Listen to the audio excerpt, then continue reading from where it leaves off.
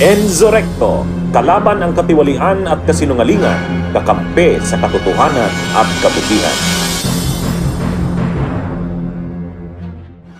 Rep Jinky, ito na po yung this is where the rubber meets the road, sabi nga nila.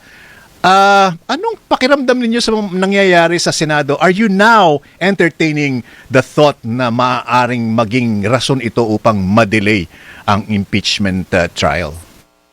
Ako, Peter, may tawag dyan sa Batangas nakakaligaw-gaw. Nakakaligaw ka. Oo. Sa Which amin, means, ano po yun? Ano po? Which means na habang tedious ang preparation mo, di mo rin maiwasan mag-entertain ng mga apprehensions because you've seen what happened during the first impeachment. Yeah. And then with all the commotions, na nangyayari ngayon sa Senate, sadyang nakakaligaw-gaw, sabi ng taga Batangas. Ay. Ngayon ko lang narinig yung nakakaligaw-gaw. Ang alam ko sa amin, binabalisaw-saw. Ganon din yung pakiramdam Sa mga taga Manila, ang tawag yata doon, nakakakiliti, Nakakakiliti. Okay. Pero mother tongue ng Batanggenya yan. Nakakaligaw-gaw. Which means na hindi mo alam kung anong mararamdaman mo with what is happening in the Senate. But nonetheless, we are inclined to maintain our positivity because of the fact na ito po'y constitutional duty na binding hindi lang sa amin as prosecutors, binding din ito sa Senado, being the senator judges, At maliwanag po ang mandato ng konstitusyon, hindi convening forthwith. Ang mandato po is trial forthwith. At pag sinabi po nating trial, it means presentation of evidence which will result to a judgment of two only, either conviction or acquittal. Pero, Pong Jinky, hindi ba pwedeng sabihin naman ng Senado, teka, sandali lang, chill lang. Kasi na-constitute na namin yung Senado bilang impeachment court. At meron pa rin naman tayo, nasa window pa rin tayo naghihintay tayo ng yung response na manggagaling naman or comments na manggagaling sa prosecution after the Monday submission noong pong reply naman ni VP Sara. Okay, so you mentioned about the answer, So we confirm na natanggap natin yan last Monday, which is actually yung last day niya for the filing of the same.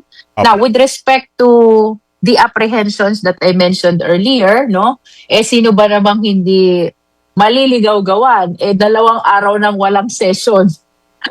And the reason kung bakit walang session is because purposely ayaw mag-attend ng majority block, At least, I am basing my statement from the news report, So, hindi maiwasan na baka mag-extend dito ng matagal pa at mag-spill over sa impeachment trial, So, sana naman tayo'y umaapela sa Senado na they fix their differences na and they settle now as Senate and ultimately as impeachment court sapagkat marami po tayong mandatong kinakaharap sa taong bayan, And then, Peter, with regards to the answer na aming natanggap kanina, nung Monday, of course, the 11 prosecutors are finalizing their decision now whether magfa-file ba ng reply or hindi.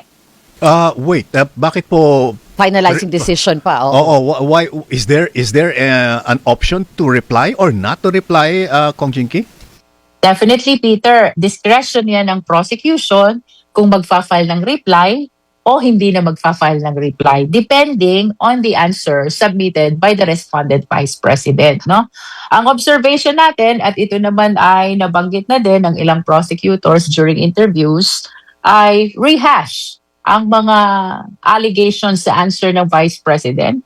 These are similar to the issues raised in the petitions now pending before the Supreme Court, Constitutional issues, procedural issues, like violation of one-year bar rule, invalid referral, ano pa sabi nila? We conducted mini trial, And we predetermined the impeachment case even before the proceeding in the Justice Committee.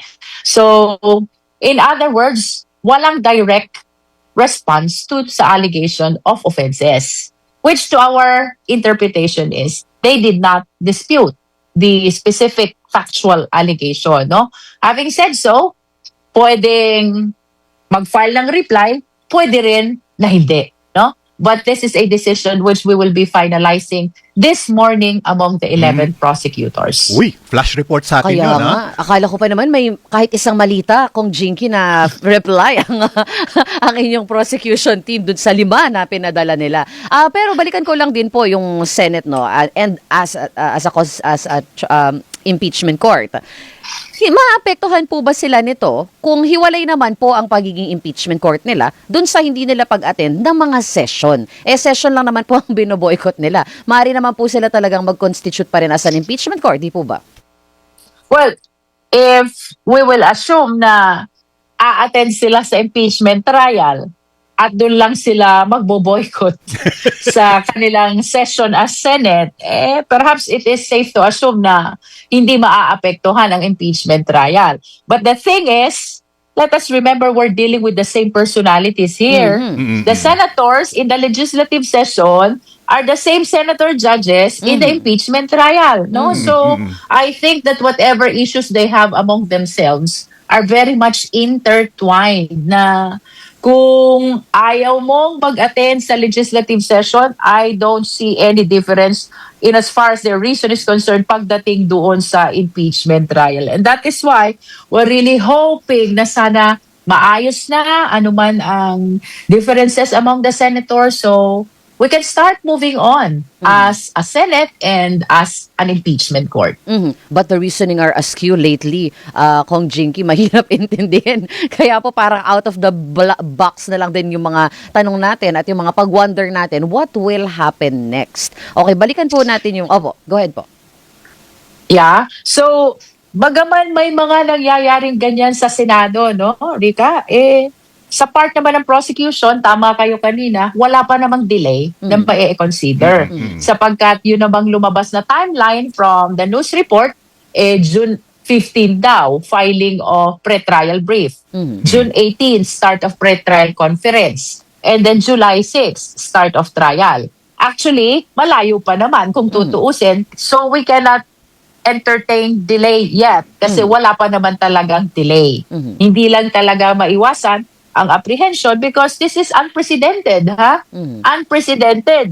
Na 2 session days na, walang session, it's because walang quorum. That is very unusual, di ba? So, I hope na ma-fix na yan para we can continue to move on and address most especially itong timeline na nilabas sa news report. Sabi ng media, galing daw sa Senate, but to be very honest, to this date, wala po kaming natatanggap any official notice about the proceedings that will happen before the impeachment court, no? Bunyog, bunyog, halikan na kasama ka. Bunyog, kapag buklod ay may pag-asa. Luzon, Visayas, Mindanao, isa ang pananaw.